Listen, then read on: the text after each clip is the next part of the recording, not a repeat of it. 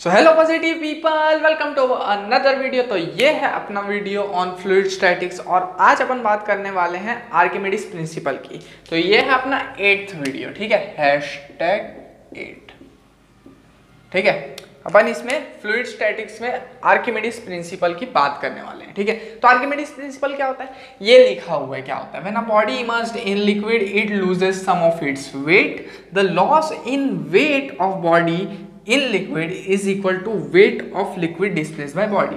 क्या हुआ, कुछ तो बोला समझ नहीं आया। चलो समझते हैं, ये सब समझते हैं। चलो मान लेते हैं एक स्विमिंग पूल है, गर्मियों का मौसम है। अब यहाँ क्या हुआ, स्विमिंग पूल में चिंटू गया, चिंटू जो है तैरा, मतलब क्या हुआ, चिंटू यहाँ पे कुछ ना कुछ वाटर डिस्प्लेस किया ऐसे करके चिंटू। ठीक है, तो मान लेते हैं चिंटू है 50 किलो का, ठीक है, 50 kg बॉय है चिंटू, और इसने डिस्प्लेस किया 10 किलो जितना वाटर। ठीक है, मतलब ये जितने पोर्शन में रहा उतने पोर्शन में 10 किलो वाटर आ सकता था। ठीक है, मतलब इसने कितना डिस्प्लेस किया, 10 किलो जितना वाटर डिस्प्लेस किया। ठीक है, तो इस चिंटू का वेट कितना हो जाएगा, 50 - 10 दैट इज 40 kg हो जाएगा एपरेंट वेट। ठीक है, ये एपरेंट वेट है, ये असली वेट नहीं है। तो ऐसे ही हर चीज वर्क करती है अकॉर्डिंग टू आर्किमिडीज प्रिंसिपल। ठीक है, कि अगर किसी भी बॉडी को लिक्विड में डालेंगे उसके ऊपर बायएंड फोर्स लगेगा, उस बायएंड फोर्स के कारण उसका वेट कम हो जाएगा। ठीक है, ये तो एक एग्जांपल था। अब मैं तुम लोग को बता दिया कि ऐसा होता है, लेकिन अपन इसको देखे हैं क्या, नहीं। चलो इसको प्रूफ करके देखते हैं कि क्या सच में ऐसा होता है। हाँ ठीक है, चलो प्रूफ करके देखते हैं। तो मान लेते हैं प्रूफ के लिए, यहाँ प्रूफ लिख देता हूं। अब प्रूफ के लिए क्या किया, मैं एक ले लिया ऐसे बकेट, इसमें डाल दिया पानी, और क्या किया, इसमें एक सिलेंडर डाला जिसका हाइट था h। ठीक है, तो ये है सिलेंडर ऑफ हाइट h। ठीक है, कितना हाइट है भाई इसका, h हाइट है। ठीक है, और ये x डिस्टेंस नीचे है, कहाँ से, लिक्विड के सरफेस से। ठीक है, तो ये जो है यहाँ से यहाँ तक x डिस्टेंस नीचे है, इसका अपर सरफेस। ठीक, अब क्या लिक्विड यहाँ भी है इसके ऊपर, क्या और क्या लिक्विड नीचे भी है, हाँ। तो क्या लिक्विड एक फोर्स ऊपर से F1 लगाएगा क्या, हाँ। और क्या लिक्विड एक फोर्स F2 लगाएगा क्या नीचे से बायएंड फोर्स, बिल्कुल लगाएगा। तो मतलब दो फोर्सेस लग रहे हैं, एक नीचे से F2 ऊपर से F1, हाँ लग तो रहे हैं, ठीक लग रहे हैं, बिल्कुल सही। अब आर्किमिडीज प्रिंसिपल, इससे अपने को प्रूफ करना है। तो सबसे पहले जो है प्रेशर 1, मतलब ऊपर पे जो प्रेशर लग रहा है, क्या उसको मैं F1/A लिख सकता हूँ, बिल्कुल लिख सकता हूँ। और इस चीज को मैं क्या mg लिख सकता हूँ, कैसे, फोर्स अपॉन एरिया, और प्रेशर कितना, फोर्स कितना है, mg है, तो ये mg अपॉन एरिया लिख सकता हूँ, बिल्कुल लिख सकता हूँ।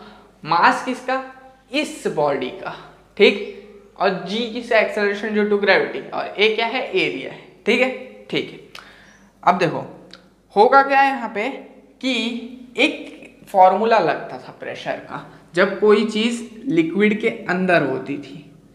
क्या फॉर्मूला लगता था, क्या h ρg लगता था, हाँ। तो क्या इस चीज को मैं x ρg बोल सकता हूँ, हो कैसे, इसका हाइट तो h है, तो मैं x ρg कैसे लिखा, ये ऊपर वाले सरफेस के लिए, ये वाले सरफेस के लिए क्या x ρg बोल सकता हूँ, प्रेशर 1, हाँ। और एक प्रेशर P2 लगता था, क्या उस P2 प्रेशर को मैं F2/A is equals to x plus h ρg बोल सकता हूँ, अरे बिल्कुल बोल सकता हूँ ना, हाँ बिल्कुल बोल सकता हूँ। ठीक है, तो देखो यहाँ से F1 का वैल्यू क्या आ जाएगा, F1 आ जाएगा x ρg A एरिया, और F2 आ जाएगा x plus h ρg A। ठीक है, तो अगर मेरे को नेट फोर्स निकालना है, नेट बायएंड फोर्स, तो क्या मैं F2 - F1 करूंगा, हाँ। अब F2 कितना है, x ρg A plus h ρg A, है ना, x प्लस h ब्रैकेट में तोड़ दिया, x ρg A plus h ρg A, x ρg A plus h ρg A minus x ρg A। ये कट गया, क्या बचा H रो जी ए, ठीक है। तो नेट फोर्स कितना आया H इंटू ए रो जी। अब H इंटू ए को क्या मैं वॉल्यूम लिख सकता हूँ, हाँ, तो यहाँ से क्या आया V रो जी आया क्या, हाँ। अब वॉल्यूम इंटू डेंसिटी को मास लिख सकता हूँ क्या, हाँ, तो mg आया क्या, मतलब बायएंड फोर्स क्या mg के इक्वल आ रहा है। अब ये मास किसका है ये समझना, ये मास एक्चुअली में है जो लिक्विड डिस्प्लेस हुआ है उसका। बड़ा वाला मास m जो है वो इस बॉडी का है, capital mass, mass of body, और ये जो छोटा वाला मास है वो डिस्प्लेस्ड मास है लिक्विड का, ठीक है, डिस्प्लेस्ड मास। तो मतलब मेरे को ये चीज समझ आई कि बायएंड फोर्स जो है वो डिस्प्लेस्ड लिक्विड के मास के इक्वल आ रहा है मेरे पास, हाँ। तो एपरेंट वेट कितना आ जाएगा, तो W एपरेंट लिखूंगा यहाँ पे, और weight mg minus net buoyant force, ठीक है। अब नेट बायएंड फोर्स mg आया और वेट भी mg होगा, तो वेट होगा capital mg minus BIND force है स्मॉल mg। अब इस कैपिटल M को मैं क्या H रो जी ए लिख सकता हूं, इसको कैसे, mass is equal to volume into density, ठीक है। और इसमें डेंसिटी किसका लेंगे, इस बॉडी का, दैट इज सिग्मा, ठीक है।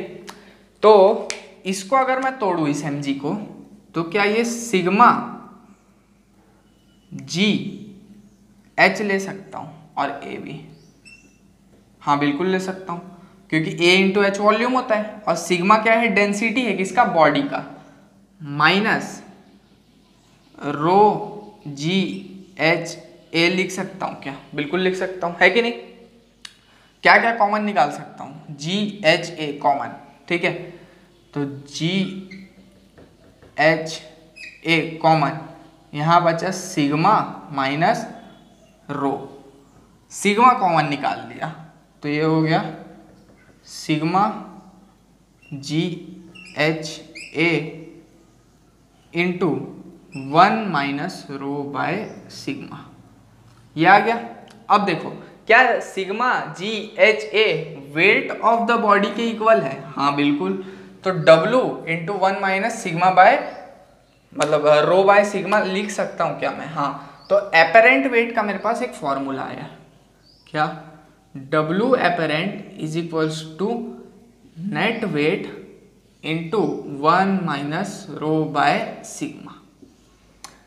तो यहाँ पे एक एपरेंट वेट का फॉर्मूला आ गया। तो ये जो एपरेंट वेट का फॉर्मूला है, अगर कोई रियल वेट दिया है तुम लोग को, मान लेते हैं 60 किलो दे दिया है और जिस बॉडी को डुबा रहे हैं उसका डेंसिटी दे दिया है, और डेंसिटी ऑफ वाटर तो पता ही है, तो डेंसिटी ऑफ वाटर डालना है यहाँ पे डालना उस मास का डेंसिटी, मतलब जो वेट दिया होगा उसका डेंसिटी, यहाँ पे डालना वो वेट, तो एपरेंट वेट यहाँ से निकल के आ जाएगा, ठीक है। होप इतना क्लियर होगा। इसका स्क्रीनशॉट ले लो, अब एक क्वेश्चन करके दिखाता हूँ, इसी के बेस पे सब समझ आ जाएगा, ठीक है, स्क्रीनशॉट मार। तो अब थोड़ी सी बात की जाए इस एग्जांपल की तरफ, ठीक है, ठीक है। तो ये एग्जांपल क्या बोलता है कि एक ब्लॉक है जिसका मास है 2 किलो और डेंसिटी है 5 × 10³ kg per meter cube is suspended from a string if block is completely immersed in water, what is tension T dash। मतलब एक ब्लॉक लिए